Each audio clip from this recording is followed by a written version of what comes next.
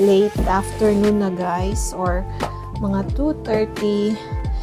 Siyempre tayo kanina, nag-gym sandali kasi parang ilang days din ako hindi nakapag-gym kasi straight yung duty guys. So anyway, I have a box here na i-unbox ko guys, and nag-mic pala ako kasi naglo-load ako ng laundry guys. So let's unbox this box.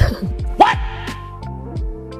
So guys, kung nakita niyo yung previous vlog, napapadalas yung paglabas na namin pag off kami sabay ng husband ko.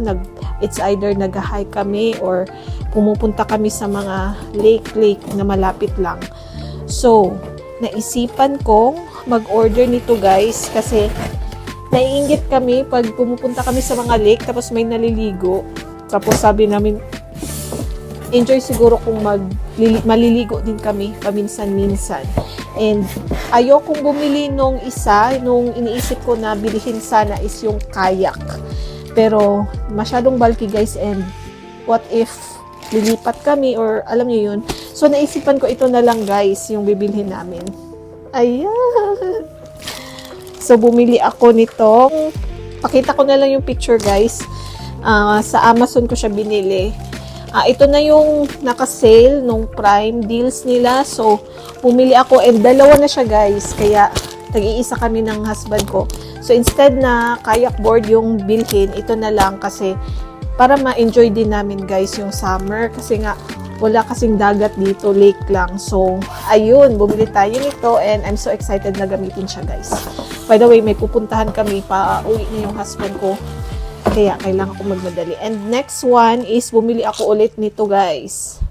I don't know if you can remember, bumili ako ng ganito sa Pinas nung umuwi kami 2024 ng December. So nung bumalik kami dito, bumili ako ng dalawa nito. Gusto ko siyang i-add ulit sa supplements ko. Although ang dami ko nang iniinom talaga guys na supplements for my PCOS. May nakita kasi akong vlogger, yung nutritionist, na sabi kailangan din meron nito para yung metabolism mo ba, maka-help siya sa metabolism mo. Kasi di ba yung main problem talaga ng mga PCOS is yung insulin resistance and yung metabolism nga, kaya yung hormone natin is everywhere. So ito guys, maganda yung review niya and naka-sale siya nung Prime deal. So binili ko na din siya. So ayan, balik tayo dito. Pag magustuhan ko yan, baka tuloy-tuloy ko na din siyang inumin. Bibili ako ulit kung magustuhan ko. And guys, nawala yung uwala ko guys na for coffee. Yung white, tapos brown yung parang light brown yung lid niya. So napabili ako ulit guys, and mabuti na lang nag-sale siya kasi ayokong bumili ulit kasi namamahalan talaga ako guys. Pero nagustuhan ko kasi siya kasi yung kape ko, pag nilagay ko siya sa lalagyan ko sa lunch bag, kahit na alug-alugin mo guys, hindi talaga siya nagsispill and naglalast yung init ng kape. Or yung matcha ko guys, kapag mamatcha ako sa tapos nilalagyan ko ng ice, hindi agad-agad natutunaw yung ice. So ayan guys, napabili ako ulit ng panibago. Nawala yung ganito ko sa trabaho guys. Kung kailan nung night on call ako, hindi ko alam kung na-keep ng mga maintenance people. Hindi ko na tinanong kasi usually naman pag may lost and found, may nagsasabi, oy, baka may nakaiwan sa inyo ng ganito, ganyan. Nakita namin, kinip namin, o nilagay namin somewhere. Wala kasing nagsabi guys. Pero nagtanong-tanong ako sa mga kasamahan ko. Wala din daw sila nakita. So, bumili na ako guys. Naka-sale naman. And yun, bumili tayo ulit.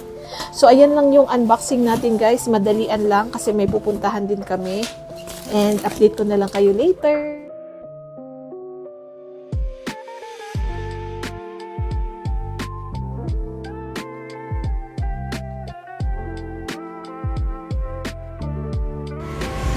So guys, dito pala tayo sa Lowe's. Hindi ako nakapag-vlog masyado papunta dito kasi nung nag-unbox ako guys, after nun nagbihis ako agad, iniwan ko na nga yung labahin ko na nag-wash. Kasi nga, nagpasundo ako sa husband ko para i-drop ako dito sa Lowe's.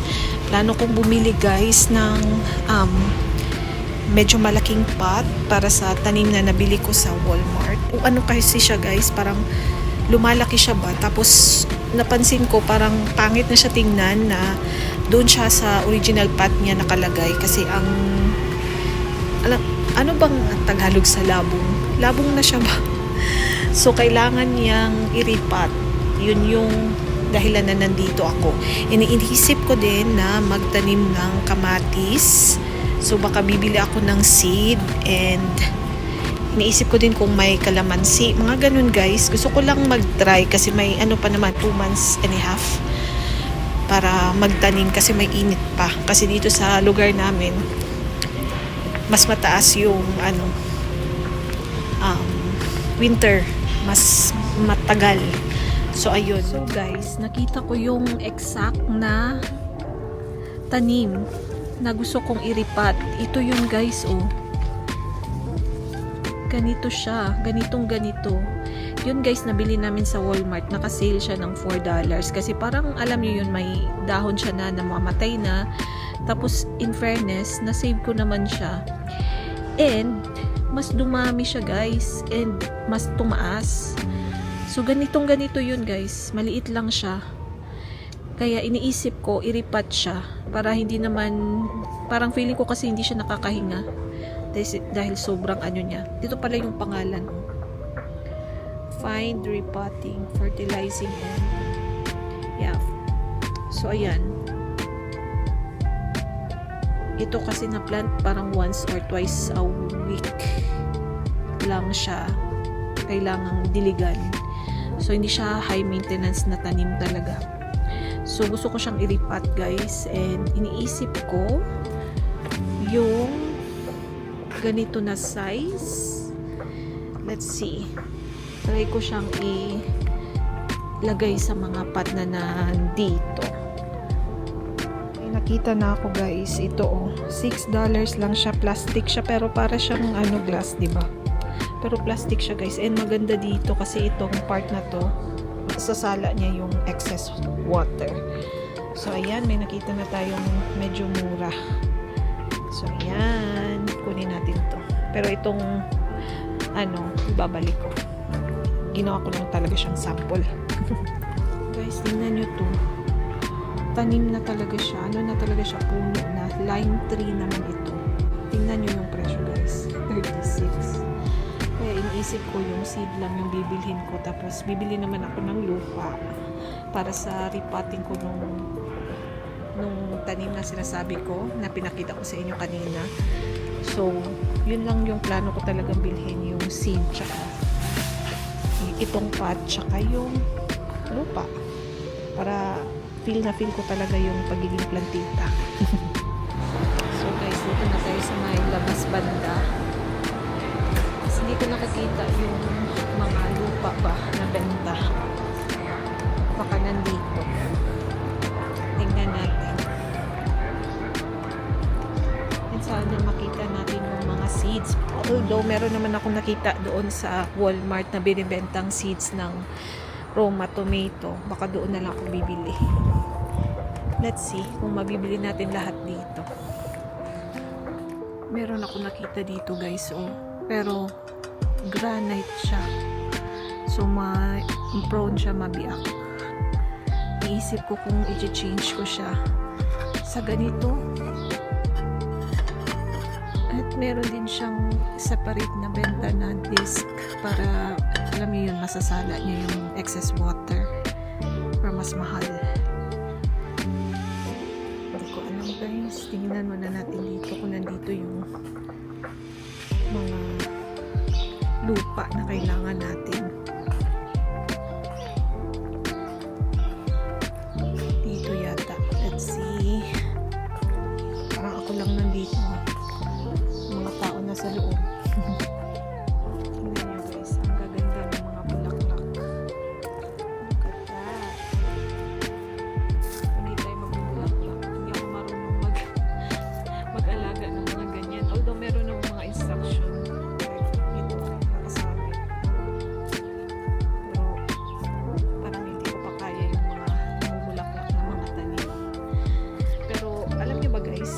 Natutunan ko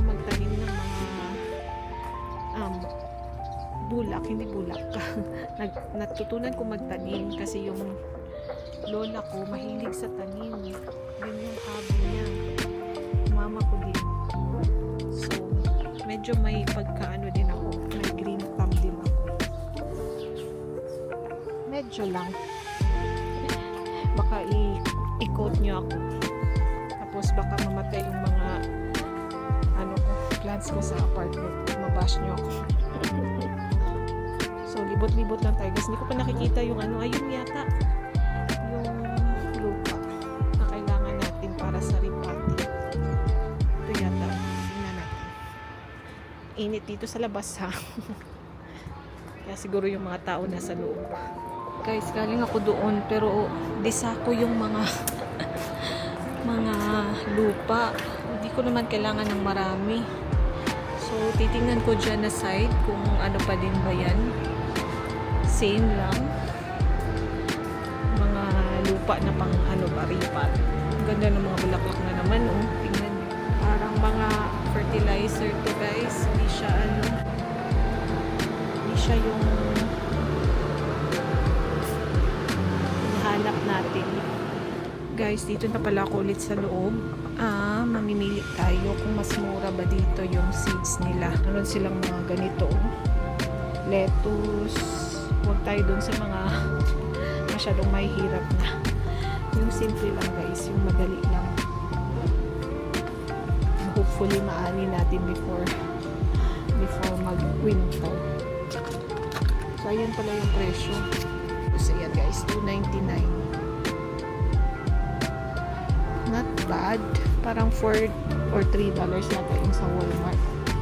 Pero tingnan muna natin guys kung meron dito yung tomato, yung mga basic lang. Parang wala. Bibili ako ng okra guys. Niisip ko kumukuha ako ng anong tawag nito?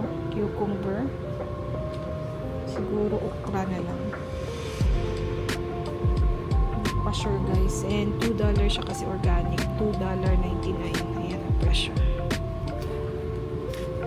Titingin pa ako kung merong tomato.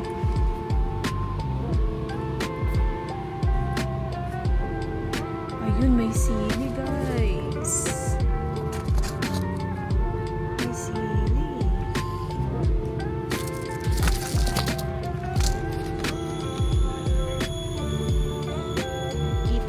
Tomato guys, nandito lang pala. Dito siya sa kabila. Nandun tayo kanina. Dito pala.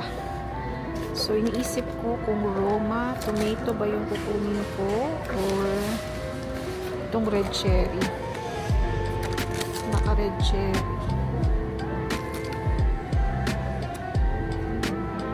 Let's see. Hopefully aabot to before mag-winter. Hindi natin malalaman na hanggat hindi natin itatry. So, try natin. Ito na lang dalawa muna. Ang okra tsaka red cherry tomato. And then, niisip ko din bumili nito. Parang starting kit. Hindi ko sure guys kung ganyan yung bibilihin ko. Or yung ganito ba. Pero super dami na yan. Magsa-start pa lang naman tayo. Baka itong ganito na lang muna yung bibilhin ko. Yung maliliit. Pero iniisip ko din, bibili ako ng parang rectangular na pot. Tapos i-fill in ko ng soil. Then isi-space out ko lang tong dalawang to. Parang dalawa siya ba? In one pot. Yan yung iniisip ko. Parang ito yung soil para sa organic. Baka pwede din ito yung gamitin ko sa starter plant food. Ito, seed starting mix. Talaga ako maalam guys. Iba-iba kasi dito. Diyan sa atin sa Pinas, kung saan mataba yung lupa, doon tayo nagtatanim, di ba? Dito hindi guys, maraming option. Kaya nalilito ako. Guys, nagpakuha na ako ng cart sa husband ko. Wala sila nung basket, so cart lang talaga. So, di naman masyadong karamihan yung binili natin. So, ayan na yung soil, guys. Ang binili ko itong starting mix, seed starting mix. And, yan na lang yung ihahalo ko sa repotting ko nung plant na sinasabi ko kanina para dito. So, ito yung pot para sa mga seeds. Meron akong 3 kinuha. Yung red cherry tomato, cucumber, tsaka yung okra. And let's see kung mabubuhay yung 3 na yan.